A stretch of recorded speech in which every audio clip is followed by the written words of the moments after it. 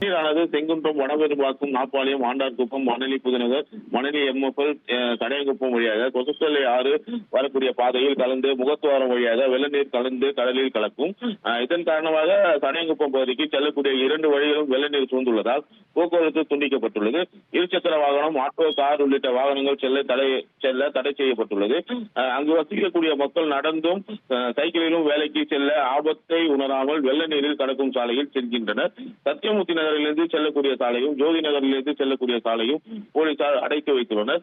நீர்வரத்து அதிகரித்தால் வெள்ள நீர் ஊருக்குள் புகுந்து பாதிப்பை ஏற்படுத்தும் என்ற அச்சத்தில் அந்த பகுதி மக்கள் உள்ளனர். அத்தியாவசிய தேவைகள் கூட வெளியே வர முடியாமல் முடங்கி இருக்கும் சூழ்நிலை